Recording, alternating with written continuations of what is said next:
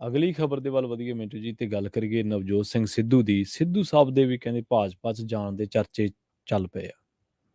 ਨਹੀਂ, ਏਦਾਂ ਹੀ ਲੱਗਦਾ ਸਵੇਰੇ ਉੱਠ ਕੇ ਵੇਖੀਏ ਕਿ ਸ਼ਾਇਦ ਸਾਰਾ ਪੰਜਾਬ ਹੀ ਭਾਜਪਾ 'ਚ ਚਲੇ ਜਾਣਾ। ਕੁਛ ਨਹੀਂ ਆ, ਹੁਣ ਖਬਰਾਂ ਤੇ ਇਹ ਵੀ ਚਲਾਈ ਜਾਂਦੇ ਕਿ ਪ੍ਰਨੀਤ ਕੌਰ ਚੱਲੀ ਹੈ ਜੀ, ਪ੍ਰਨੀਤ ਕੌਰ ਚੱਲੀ ਹੈ। ਪਟਿਆਲੇ ਵਾਲੀ ਤਾਂ ਰੈਲੀ ਜਦੋਂ ਬੰਦ ਹੋ ਗਈ ਹੈ, ਇਹਨਾਂ ਦੀ ਕੈਂਸਲ ਹੋ ਗਈ ਹੈ, ਤੇ ਹੁਣ ਜੇ ਤਾਂ ਪਟਿਆਲੇ ਵਾਲੀ ਰੈਲੀ ਹੁੰਦੀ ਤੇ ਸ਼ਾਇਦ ਚਲੇ ਜਾਂਦੇ। ਤੇ ਬਾਕੀ ਉਦੋਂ ਜਾਣਗੇ ਜਦੋਂ 6 ਮਹੀਨੇ ਰਹਿ ਗਏ, ਬਸ ਉਦੋਂ ਚਲੇ ਜਾਣਗੇ। ਤੇ ਹੁਣ ਫਰਕ ਵੀ ਕੀ ਪਵੇਗਾ, ਚਲੇ ਜਾਂਦੇ ਆ ਜਾਂ ਕੁਛ ਫਰਕ ਪੈ ਸਕਦਾ ਜਦੋਂ ਉਹਦੀ ਧੀ ਉੱਥੇ ਭਾਜਪਾ 'ਚ ਆ, ਜਦੋਂ ਸਿਰ ਦਾ ਸਾਈਂ ਭਾਜਪਾ 'ਚ ਆ।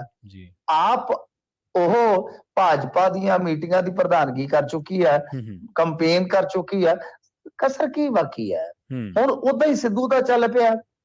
ਦੇਖੋ, ਸਿੱਧੂ ਦਾ ਇਹ ਚਰਚਾ ਜਿਹੜਾ ਚੱਲਿਆ ਹੈ ਉਹ ਇਸ ਕਰਕੇ ਚੱਲਿਆ ਹੈ ਕਿ ਇਹ ਜਿਹੜਾ ਮਾਮਲਾ ਹੈ ਉਹ ਮੁਲਾਕਾਤ ਨਾਲ ਜੋੜ ਕੇ ਦੇਖਿਆ ਜਾ ਰਿਹਾ ਹੈ ਕਿ ਜਿਹੜੀ ਪਹਿਲਾਂ ਮੁਲਾਕਾਤ ਹੋਈ ਉਸ ਤੋਂ ਬਾਅਦ ਮਨਪ੍ਰੀਤ ਸਿੰਘ ਬਾਦਲ ਦੀ ਉਧਰ ਸ਼ਮੂਲੀਅਤ ਹੋਈ ਭਾਜਪਾ ਦਲ ਦੇ ਵਿੱਚ, ਇਹ ਕਿਤੇ ਨਾ ਕਿਤੇ ਆਪਸ ਦੇ ਵਿੱਚ ਜੁੜਦੇ ਆ।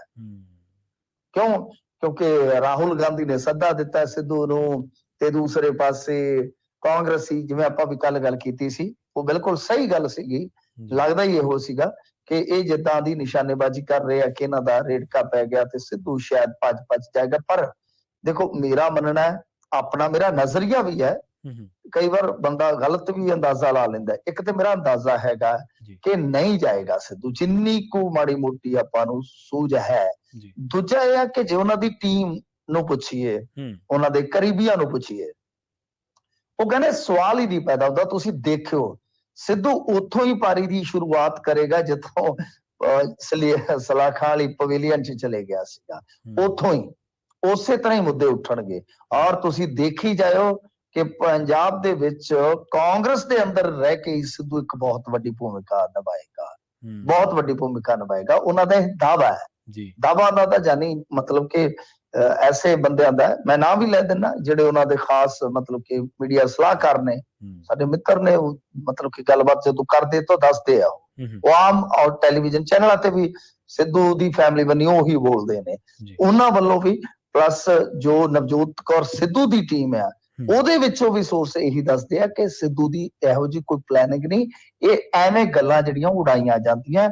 ਜਿਹੜੀ ਉਹ ਮੀਟਿੰਗ ਸੀ ਜੇਲ੍ਹ ਦੇ ਵਿੱਚ, ਮੁਲਾਕਾਤ ਕਹਿ ਲਓ, ਮੀਟਿੰਗ ਕਹਿ ਲਓ, ਮਿਲਣੀ ਕਹਿ ਲਓ, ਉਹ ਸਿਰਫ ਤੇ ਸਿਰਫ ਇੱਕ ਰਸਮੀ ਸੀਗੀ, ਇਸ ਤੋਂ ਵੱਧ ਕੁਛ ਨਹੀਂ ਸੀ। ਪਰ ਫਿਰ ਵੀ ਹੋ ਸਕਦਾ ਗੱਲਾਂ ਬਾਤਾਂ ਹੋਈਆਂ ਹੋਣ। ਪਰ ਬਹਰਹਾਲ ਨਵਜੋਤ ਸਿੰਘ ਸਿੱਧੂ ਬਾਰੇ ਜਿਹੜੇ ਚਰਚੇ ਆ, ਇਹਨਾਂ 'ਚ ਦਮ ਨਹੀਂ ਹੈ। ਬਾਕੀ ਪਤਾ ਨਹੀਂ ਹੈ ਕੱਲ ਨੂੰ ਹਾਲਾਤ ਕਿਸ ਤਰ੍ਹਾਂ ਦੇ ਬਣਨਗੇ। ਪਰ ਸਭ ਤੋਂ ਵੱਡੀ ਤਾਂ ਹੁਣ ਇਸ ਵੇਲੇ ਇਹੋ ਹੀ ਕਿਆਸ ਰਾਈ ਹੈ ਕਿ ਨਵਜੋਤ ਸਿੰਘ ਸਿੱਧੂ 26 ਨੂੰ ਆਏਗਾ, ਜਾਂ ਇਹ ਵੀ ਇੱਕ ਸਵਾਲ ਹੈ ਕਿ ਰਿਹਾਈ ਟਲ ਜਾਏਗੀ। ਤੇ ਜੇ ਰਿਹਾਈ ਟਲਦੀ ਹੈ ਤਾਂ ਫਿਰ ਤਾਂ ਭਾਈ ਸਮਝ ਲਓ ਕਿ ਤਕਰੀਬਨ ਅਪ੍ਰੈਲ ਮਈ ਚੜ ਜਾਏਗਾ। ਜੀ, ਹੁਣ ਜੇਲ੍ਹ ਦੇ ਵਿੱਚ ਥੋੜੀ ਨਾ ਜਾ ਕੇ ਉੱਥੇ ਭਾਜਪਾ ਲਈ ਸ਼ਾਮਲ ਕਰਾਉਣਗੇ। ਬਿਲਕੁਲ।